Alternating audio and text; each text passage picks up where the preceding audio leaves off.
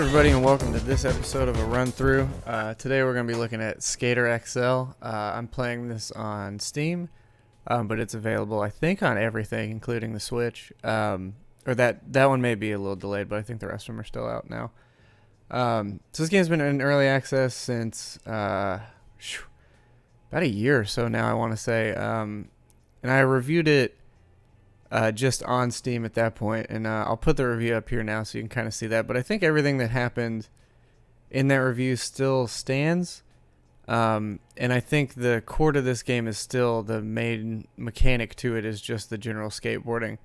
Now they've added a few things that I mentioned there would be nice, like as you can see in the top left there, when you do a trick, it'll tell you what you've done, which was not in there before. Same with this colored foot setup here, that was also not in there, and the controller at the bottom to show what you're actually doing was also not in there at the time, and actually all that just got added. Same with the soundtrack as well, that also got added in the 1.0 release. But I spent a lot of time in this game, I think somewhere in the 50 to 60 hour range, and it's great. I will say, if you're looking though for something like Tony Hawk or even Skate, really, for that matter, a game that is more in line with a point system or objectives and stuff like that, this may not be the game you're looking for. And in a lot of ways, I think the reviews that criticize all that stuff, I think, are fair.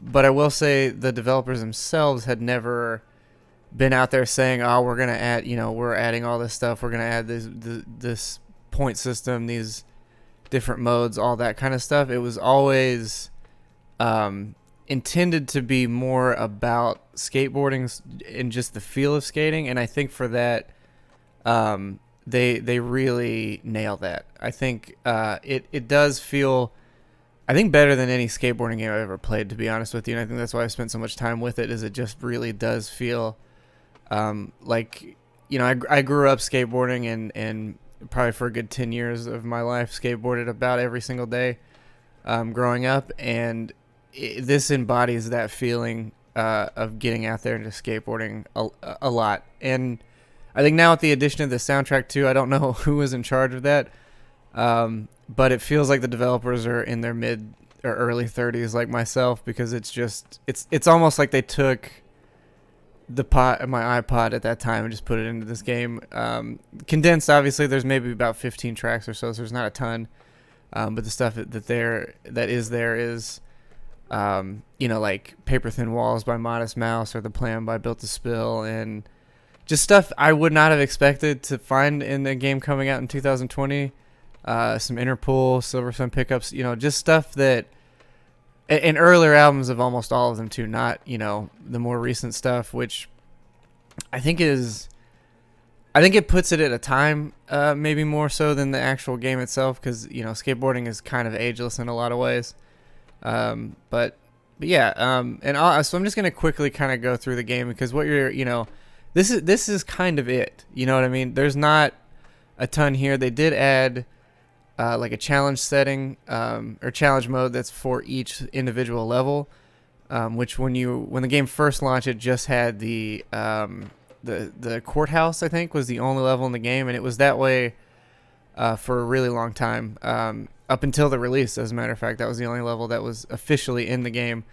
What I will say, though, is they supported the mod community in a way that most games don't do, and I think it really paid off for them to do so. And I believe they even hired 2 members, I think, to their actual team from the mod community, which is also huge. It's something companies like Bethesda could probably take note of, and have some people that actually know what they're doing with the game and are passionate about it, have them come in and actually work on it and fix some things that they're capable of fixing. Not to say that obviously Bethesda are not passionate about the games they make, but a lot of times you'll find that the mod community has fixed things that their game, that they themselves will just not implement or fix on their own, which is a little crazy. And that being said too, on launch day, specifically, like if you look at the community maps, these first 3 are all maps that the community made. I actually have another version of HUDland in here I believe this one here is the pre-release one. But if you look, at, let me try to load one up because I haven't done that yet. But I assume it still works because they're still all where they were before, before the 1.0 release. Yeah, yeah. So some of the textures and stuff are obviously a little off and probably need an update. But there's still, they're still all in the game where they were before. Everything day one is still in support of the mod community. I think in addition to that, the replay editor, which you now have embedded in the game, also came from the mod community, which is huge. Let me change back to one of the other levels there. Go back to. Actually, I guess I'll show off this one too, because this is one that was added for the game proper that they created all themselves. The other two, there's two they created completely, and I think the other three are real world locations, or it could be 2 and 3 instead of 3 and 2, something like that. But I know LA, the downtown LA is mapped, and from what I've heard with people that have actually been to that area, say it's very accurate. But again, I can't confirm. I haven't been there to know, but yeah. Then this level is like a high school level that they made on their own accord. But yeah, I mean, that being said, like, I guess I'll show that too. So with the character stuff, they added some more character optimizations. I like the female model, actually. I mean, they're both good, I think, and they represent what a body looks like when they skate for the most part. But the female one, for whatever reason, maybe because I wore tighter pants growing up, it seems to be a little closer to how I actually skated. There's also some pros in there, as you saw. But this is really interesting, too, is... So this is all, with the exception of this one, but these all here are my own personal artwork, and I put them in the game as skate decks, and they're all still here also. So that was really neat, to have, just to have everything where I left it, more or less, throughout the beta period. Yeah, you can change hairstyles, all that kind of stuff. You have more board options too with grip tape and wheels and stuff, and I assume they'll add more of that later. Yeah, again, like I said, it's basic for sure, but the control of it is the important part. And I think if you just enjoy, like if you're one of those people that when you play Tony Hawk, you would sort of turn all the stats down and just play it that way to make it more realistic, then I think you'll find this to be a lot like that experience. I would obviously say better just because the trick control is going to be closer to like skate, but still I think more... I don't know. I wouldn't say refined, but it feels better. It just everything, like you're controlling one foot with one stick, one foot with the other, as you can tell by the foot, and then the sticks there on the bottom. And it's just something about it. It just feels right, and you won't really know it until you actually play the game. And obviously, some animations and stuff are not going to be completely accurate, and that's stuff they can definitely work on. As the game goes along, because I still think they plan to update it with new stuff because it's done pretty well for them. And like I said in the review, when I first reviewed it, I was saying that you're not necessarily buying a full traditional video game. You're really investing in the mechanic itself, and I think that's still completely accurate, because it's just. Again, just the feel, and I'm reiterating a lot, but just the feeling of actually skateboarding is kind of hard to match, and I think they've done a really good job. But again, everything's not going to work out the way, it's not going to be all perfect, but it's as close as we've gotten. And especially for the PC, the only other skateboarding game we really have at the moment until the remaster of Tony Hawk 1 and 2 comes out is Sessions, which I think that game feels terrible to me personally. Like, I've tried it with a lot of the different... There's a lot of control options in that game, but I honestly find all of them to feel pretty bad. And they make that one more tuned towards realism, I think, than this one. But not necessarily realism for the sake of fun, more like realism for just the sake of... I don't know, maybe accuracy, but I wouldn't even say that because it doesn't really feel... totally right either. It's just very kind of stiff, and it doesn't feel as good. And the level design in that game too, I think, is a lot worse. Or everything is just way tighter. You don't really have good places to skate. And this is there's a lot of games out there I would refer to as like comfort food, maybe, as far as the way a game is. And this is one that I have so many hours of it where just I put on a podcast and I just started skateboarding, or listen to music and started skating, or whatever. And for that like nice wind down, no objective, just kind of enjoy the game itself, that's this. And again, the community is always adding new maps, and I'm sure they'll add more too. And different boards and clothing options and all this other stuff that the community has just continued to add to it.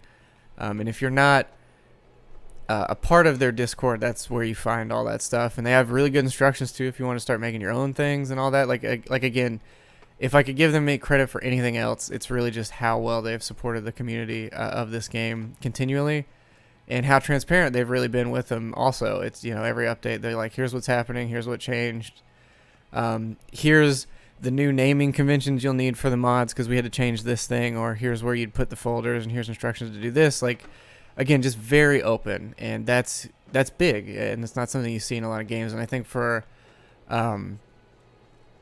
for a lot of companies, it's something I think they should really take note of. And granted, again, this game is different than a lot of games out there, but it's just something very special and really nice and inviting to see, is something that someone doing something like that. That being said, I will get into maybe a few of the negatives with it. Like I was saying before, I think the animations and stuff can be a little goofy. And sometimes when if you're not on a rail a certain way, you'll just kind of bounce off it or do some real weird animation, or sometimes you'll get stuck to things that don't feel like you should be stuck to. Outside of that, I'd say, actually, let me take you to another map, and then I'll give you a better example of this. Because I would say if you're primarily a vert skater, I don't know if this game is gonna like hit that for you. The vert is probably like the more limited part of the game so far. There was an update that would actually have you angle when you go onto ramps and stuff, because it used to be you would just go basically straight to flat every time you were doing something. And again, with the animations too, like if you do a kickflip to like an indie grab or something, it's just not as smooth as you would probably want it to be. And then sometimes this happens, like you just get stuck on the coping, and it's a little hard to figure out why that's happening or how to get in and out of the coping more effectively. So like, sometimes like that was on purpose, but that second one wasn't. And just some stuff with that needs tweaking still, but I think they'll iron it out because they've done really well with it so far. And some moves, obviously, just by virtue of what they are not going to be in the game necessarily. But you do have like 1 foot, so you can sort of take your foot off and plant it back down. So like if you're in the air, you can plant the foot, like I'll do it here, and then you still have your control back. So it can look a little weird, but that's also because I think I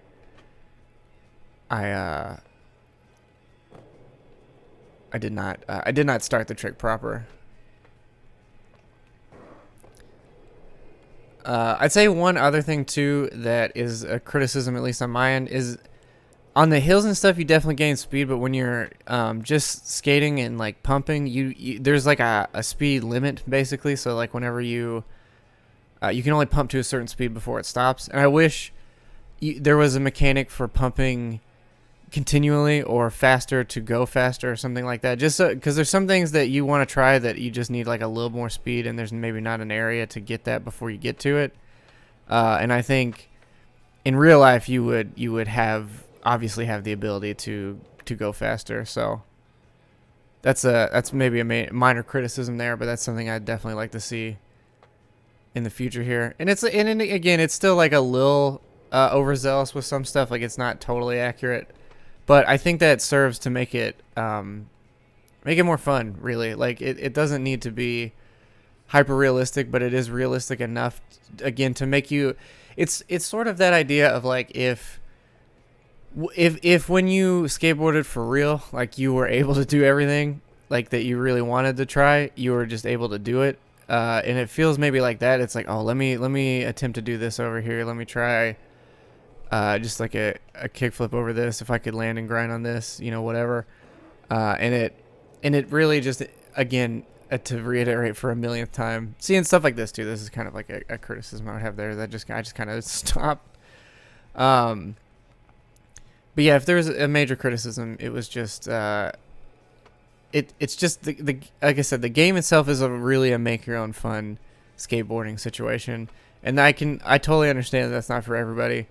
But I think if you even skateboard a little bit and still enjoy watching it, or like the idea of playing a skateboard game, hey, there we go. Or just had that passion as a kid, even, because I do, like I was showing some art, I do a lot of digital artwork stuff, so I worry about my hands a lot, so I've stopped skating in my 30s or so. I'll still dip in every now and again, but I still really enjoy watching skateboarding and doing it. And so there was also a review on Steam. I'll say this was a big one, I think, and I think he summed it up better, but to summarize what he had said is basically like he had lost the ability to skate, like lost his legs, I think, in some capacity. And for him, this really felt like, just being able to get back out there and skate again. And I agree. Like, I think it really does. It just feels like that. Like it just feels like skateboarding. And I hate that I'm just saying that over and over again, but there is really no better way to describe it, and it really doesn't make sense until you get a hold of it. But I will say one last thing on that is, during early access, the game was only $20, and when it launched at $40.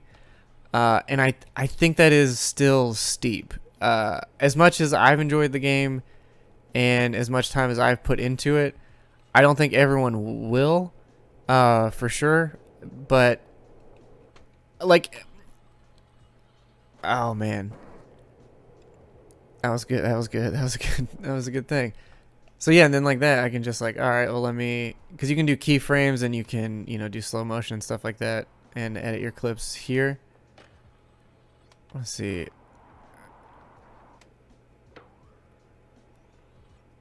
Oh yeah, let me slow that down a little bit. I haven't messed with the replays too much, so I'm not gonna be the best at it. But yeah, anyway, yeah. So I think at $40, it is a little steep, in my opinion. I think 30 would be really the good price, and that's not to say they haven't done a ton of work and they're not continuing to do a ton of work.